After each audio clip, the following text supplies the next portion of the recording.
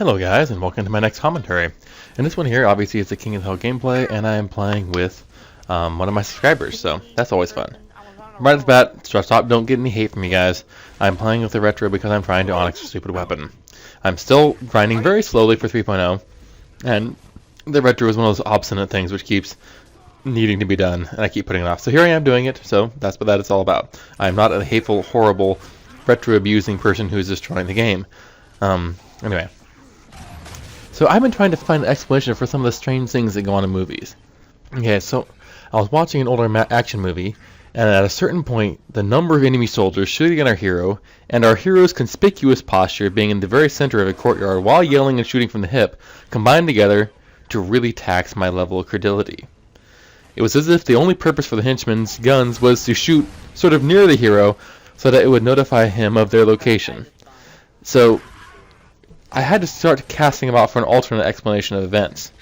So either the South American despot had accidentally done all of his recruiting at a clinic for the incurably blind, or else, when you become cool enough, a magical force field suddenly appears around you, and it deflects all bullets fired at you from the common henchmen. Of course, luckily for the sake of keeping films interesting, bad guys of a certain level of coolness have the ability to wound the aforementioned hero character before their monologue gives the hero the appropriate time to do them in for good. So the more I reflected on this, the more I'm convinced that the explanation of a superpower just has to be the truth. Because as well as being imbued with the 9 vulnerability due to the henchman incompetence, the cool ones also have the ability to fall from amazing heights and catch themselves by one pinky on the smallest crevice of a ledge, hang onto multiple people with a single hand and somehow manage to heave them to safety, shoot someone between the eyes while leaping from an exploding car, or cut down a whole row of baddies with a single bullet-spewing pirouette. So the trouble comes with this whole epiphany is applying these truths to our lives.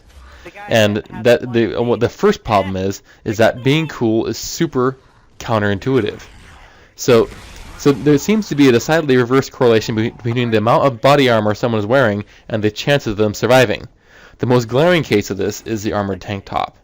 So you'd think that given the way that zombies spread by biting a person, that the person to survive any zombie outbreak would be some soldier with an M16 and Kevlar army fatigues covering every inch of his body. But no, he will be the first to go. The real survivor will be some chick in a tank top and short shorts who miraculously is both unscathed and attractive throughout the entire ordeal. So there might be some kind of sub-formula for adding a perfect hair and makeup as an effective means of survival as well, because that sort of explains the whole reason why Legolas has survived for so long. So I really could be getting somewhere. So I think the army is actually doing the right thing by allowing women to enlist, but they just completely blow it with the uniforms. Really, real-life application of this truth right there. So, and another trouble lies in discerning the type of situation you're in. So, the rules that have been detailed so far are only applied to action-type conundrums. There's an entirely different behavior set that's required for if you're in a horror situation, i.e., never have sex, never ever. An alien invasion, saving the Earth from errant asteroids, or the sun's extinction, and uber villains with superpowers. So, for example, if you're exposed to a massive amount of radiation while a global disaster was looming, you'd probably be one of the peons who would die horribly, as sort of an example at the beginning of the movie. But the same dose of radiation suffered while an uber villain is menacing your family is certainly going to result in you developing cells mutating so you develop a superpower. And of course, if you walk towards a mysterious bright light, you could alternately be sucked into a magical portal and experience amazing and wonderful things, or you could be simply the first to be incinerated, eaten, or experimented on by alien tentacles. So, and then of course, this isn't even getting into the whole conundrum of deciding whether or not you're the main character. So, because if you're not the main character, you really run the danger of being killed off just so the hero can have a reason for revenge. Or even worse, you might get bumped off just to introduce the monster villain as ferocious and or ruthless. I think it's a good rule of thumb. It's just sort of like the two hitchhikers with a bear. You don't have to be stunningly cool as long as you're cooler than everyone else around you. Your odds of survival go up, no matter what. So, choose sucky friends. Just saying, you might survive. They'll be the first ones to get eaten by all the random things. And be sure to wear tank tops. Tank tops, short shorts if you're a girl. What's the best? I think you have to be buff. Yeah, you sort of have to be buff as a guy. Unless you're geeky enough, because if you're geeky enough, then you can be the little side interest who discovers the clever ways to get around all the things.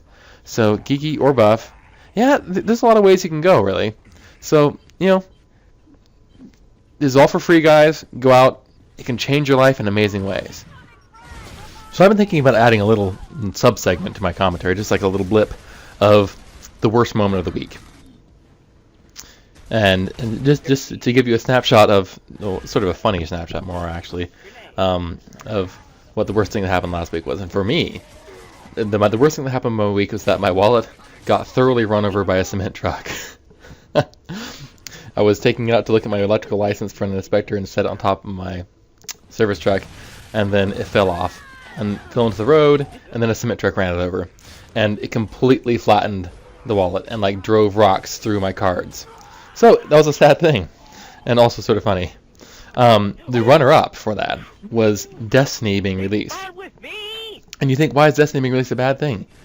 Well, it was the release date. Have you ever sat down and wondered why on earth some moron in the planning department of any release date for a game decides that the best day to release it on is Tuesday? Let's see. Is there any day which can screw people over worse for trying to have a good time and enjoying playing the game for as long as in the long stretches as possible following its release? I really don't think so. If you had released it on a Monday, at least they could pretend that they got sick over the weekend and call in sick on Monday and only lose one day of work. If you release it on a Thursday or a Friday, they can call in sick on the end of the weekend and maybe glide into that. And of course, I work 4/10, so that would work really well for me.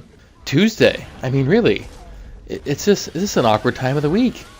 It's I mean, especially on a game like Destiny, which is being released on the beginning of September, on a Tuesday, September 9th to be precise. Obviously, all the children are back in school, so they technically shouldn't be staying up all night and skipping school over it. They're basically encouraging rampant adolescent delinquency. So some little guy, I mean, says, let's release our game on 9/9. That's a very catchy release date. People will remember that. The little aide is like, excuse me, sir, that's a Tuesday. Yeah. And the problem is, well, you have to understand, sir, fans of this game will be really distraught. You're almost forcing children to skip class, lie to their parents, and crawl to classroom windows to come home and play the game.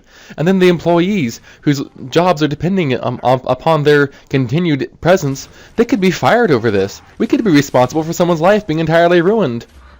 You have a point, but I really like the catchy release date. We're gonna go with that. And there you have it. What you can't argue with it. That's just how things are done. Catchy release dates are way more important than the well-being and happiness of the fans. So, cruel world. It really is. Well, one thing for sure is whenever Gears of War 4 comes out, I am going to take a week's long vacation, whole week. And please may it be a Friday so I can get the game Friday night. Sit home, come home, start playing, and then technically, even though I took a week's vacation, I would also have basically 9 days of straight playing. Oh, what a glorious, blissful experience that would be. Gears of War 4 really can't come soon enough.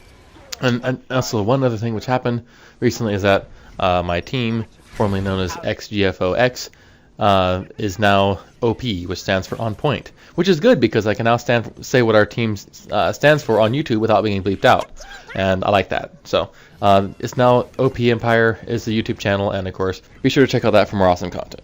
Anyway, guys, that is it for me and my bletherings. So of course, obviously, subscribe and like, and pass these on to your friends if you enjoy listening to random ramblings, and we will have more content for you soon. Thanks a lot, guys. Bye. We are witnessing the... There you go, little kid.